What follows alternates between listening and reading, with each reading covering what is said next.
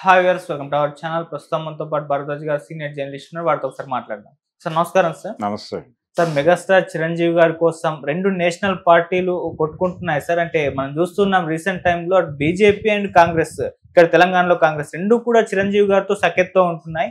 ప్రధాని మోదీ గారు రాజకీయ అతీత ఏ ఈవెంట్ లో అయినా సరే చిరంజీవి గారు మనకు అక్కడ కనిపిస్తారు. ఇక్కడ రేవంత్ రెడ్డి గారు ఎటువంటి ప్రోగ్రామ్ నిర్వహించినా కూడా చిరంజీవి గారు ఉంటున్నారు. అయితే ఇది కాస్త వాళ్ళ మధ్య ఒక చిన్న వార్ క్రియేట్ చేసింది. ఇక్కడ కాంగ్రెస్ వాళ్ళేమో లేదు, చిరంజీవి గారు మావారు, ఆయన కాంగ్రెస్ పార్టీలో ఆయన పార్టీని విలీనం చేశారు, ఆయన ఇంకా రిజైన్ కూడా చేయలేదని వీళ్ళు చెప్పుకుంటారు. లేదు, బీజేపీ వాళ్ళే మన చిరంజీవి గారు బీజేపీకి సంబంధించిన వాళ్ళని వాళ్ళు అంటారు. ఒక వార్ అయితే క్రియేట్ అయిపోయింది సార్. మరి మీ ఒపీనియన్ లో దీని గురించి ఏం చెప్తారు సార్? లేదండి, ఇక్కడ ఆధ్యాత్మికంగా చూడాలి విషయాన్ని. ఆధ్యాత్మికంగా చూడాలి అంటే ఈ పార్టీలన్నీ కనిపించటానికి మాత్రమే పేర్లు వేరుగా రూపాలు వేరుగా కనిపిస్తాయి, కానీ వీటన్నిటి అంతఃసారం ఒకటే అనేటువంటి ఒక ఆధ్యాత్మిక సత్యాన్ని బాగా తెలిసిన వ్యక్తి చిరంజీవి గారు. అందుకని ఆయన అందరితోనూ ఉంటాడు.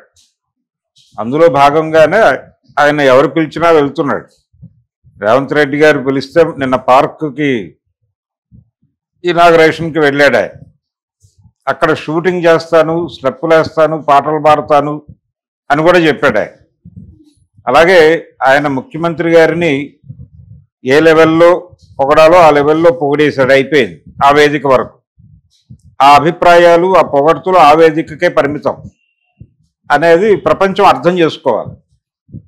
అలాగే ఆయన కిషన్ రెడ్డి గారికి కూడా సన్నిహితంగానే ఉంటాడు. కిషన్ రెడ్డి గారు ఇంటికి వెళ్ళి ఇంటర్వ్యూ చేయటం, మొన్న ఈ మధ్య ఆయన ఎలక్షన్ ముందు కిషన్ రెడ్డి గారు ఆయన మాట్లాడుకున్న వీడియో చాలా సోషల్ మీడియాలో విపరీతంగా చూశారు జనాలు.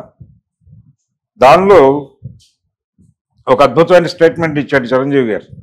ఆయన ఏమని చెప్పాడంటే, కిషన్ రెడ్డి గారు అడిగాడు, ఆయన మీరు మా ఆఫీస్కి వస్తానన్నారు, రాలేదు, అది మీ ఆఫీసే, మీరు మంత్రిగా ఉన్నప్పుడు మీరు కూర్చున్న ఆఫీస్లోనే నేను కూర్చుంటున్నాను, మీరు వస్తే బాగుండేది, మీకు పనిచేసిన డ్రైవర్లే నాకు పనిచేస్తున్నారు ఇప్పుడు అక్కడ, వారందరూ ఒక్కసారి మీరు వస్తే చూద్దామని ఉత్సాహపడతారు, మీరేమో రావడం లేదు అని బాధపడ్డాడు ఆయన.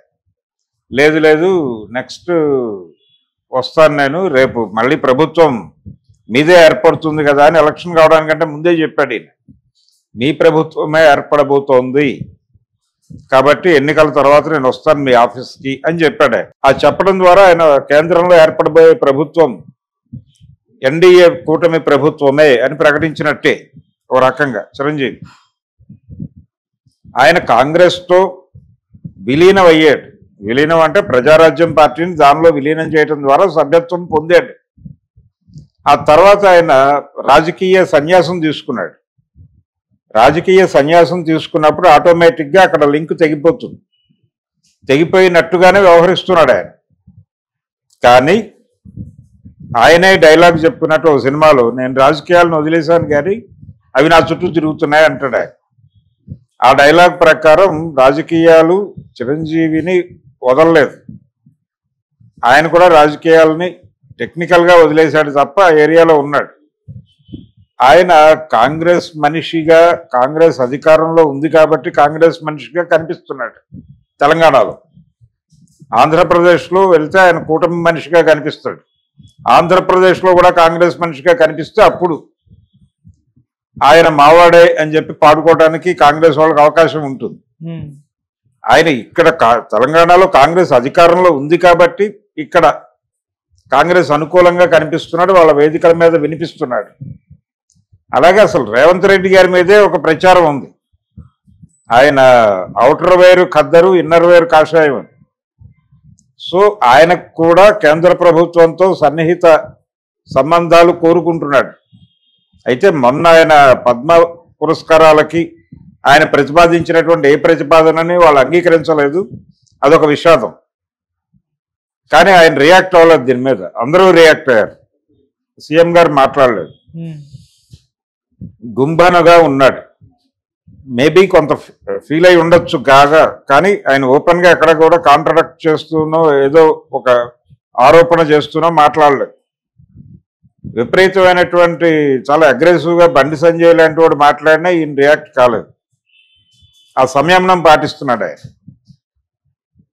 కాబట్టి కేంద్రంతో ఇప్పుడు ఎన్డీఏతో చంద్రబాబు గారితో మంచి రిలేషన్సే ఉన్నాయి రేవంత్ రెడ్డి గారికి. ఆయనకి సెంట్రల్ గవర్నమెంట్తో ఉన్నటువంటి గుడ్ రిలేషన్స్కి లింకుల్లో చంద్రబాబు లింక్ కూడా ఉంది. అలాగే తన బ్రాటప్, తను ఎక్కడి నుంచి పుట్టాడు, ఏబీవీపీ నుంచి పుట్టి పెరిగాడు ఆయన.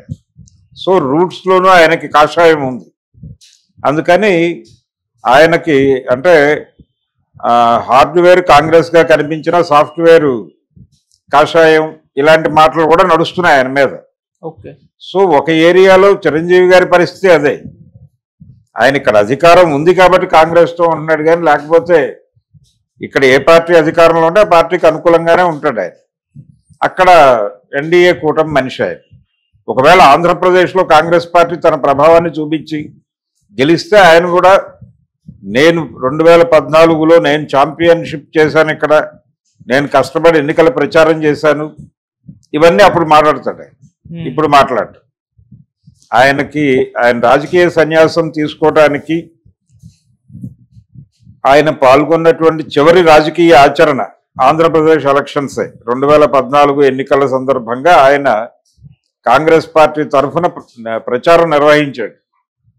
నిర్వహించినటువంటి క్రమంలో చాలా ఇబ్బందులు కూడా పడ్డాడు ఆయన. ఏమిటా ఇబ్బందులు అంటే, కిరణ్ కుమార్ రెడ్డి గారు అప్పుడు ముఖ్యమంత్రిగా ఉన్నాడు. ఆయన సడన్గా ఆఖరి నిమిషంలో కాడి దింపేసి నేను సమైక్య పార్టీ అని పెడుతున్నాను,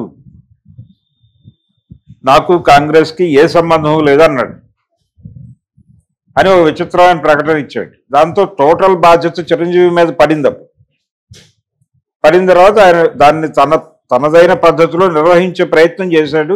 వర్కౌట్ అవ్వలేదు. ఆ వర్కౌట్ కాకపోవడం దగ్గర నుంచి ఆయన డీవియేట్ అయ్యి నెమ్మదిగా రాజకీయ సన్యాసం తీసుకున్నాడు. కాబట్టి రేపు ఎప్పుడైనా అక్కడ కాంగ్రెస్ గెలిస్తే అక్కడ ఇవన్నీ వాడతాడు. అంటే ఆ రోజున ఏకాకిగా నేను పడిన కష్టం ఫలించి ఈ రోజున కాంగ్రెస్ పార్టీ ఇక్కడ వికసించింది అని కూడా చెప్పగలడు ఆయన. ఇలా ప్రతి చోట తనకు ఒక విండో ఓపెన్ చేసి ఉంచుకోవటం అనేది ఆయన వ్యూహంలో భాగంగా చేస్తున్నాడు.